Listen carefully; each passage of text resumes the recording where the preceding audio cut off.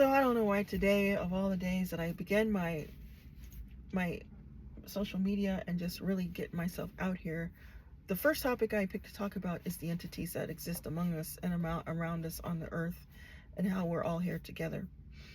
Um,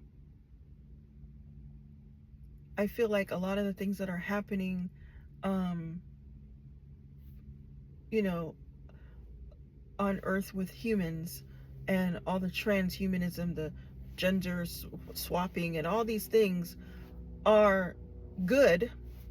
I know you weren't expecting that. Are good because it allows us to expand our minds even more to the realization that there is so much more going on beyond even that. And it allows us to, they've been here forever. They've been here forever. It's not new, of course. It's not new. But now it's becoming more and more and more. And how do we all live together? Can we live together? I say yes. But we have to develop an attitude of tolerance. We have to develop an attitude of benevolence, of kindness. We have to get rid of our fear. And we have to get rid of this word I'm looking for, but it's like the word that's totalitarian living that we have, that creates a way of life where we don't have any freedom, because that's where we're headed. We're headed to monitoring our thoughts. AI is awesome. It's amazing. It's a wonderful tool to use for business and so many things to help around the house and all that. But it's also a tool that's going to be used to monitor our speech. It's been happening for forever, but now it's automatic. Like when you go on social media and you say something, the AI picks up, you said this, you're out.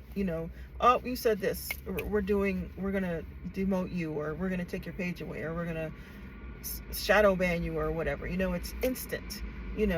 And the more this happens, the more they're developing a system of punishment that's beyond taking away your social media rights. And so we have to be careful. We have to be careful that we don't address the situation of the creatures that we are coming into contact with, who mimic us in every way but are not us. We have to develop a system that we can learn to first tell, hey, you're not from around here, are you? And then communicate in such a way that will help bring peace and balance. We need alternative fuel sources. We need alternative ways to grow food. We need alternative ways of living that will bring us back to a place of a mecca of high experiences, rather than listeria outbreaks every other week, and all the foods that we're eating. It doesn't matter whether it's meat or vegetables. We got this vegan fight and all this stuff, but you know what? Let me tell you something.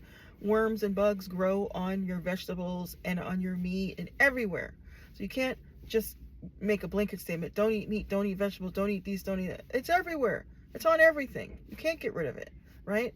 But I believe these alternative beings, a lot of them have come to help us to create better ways that do not include drugging us to death, that do not include over medicating us, right? That are ways that are natural, which we wouldn't even have thought of in a million years. And I'll tell you something else. Once again, these entities have been here for a very long time. The military, the governments of the world know about them. How do you believe that we have such an increase in our technology over the last decade, 2 decades, right? This is why. Check out the book. Oh Lord, the name of the book just left my mind, but Roswell, The Day After Roswell. Check out the book, The Day After Roswell. Just read it. That's all I'm going to say. Just read the book.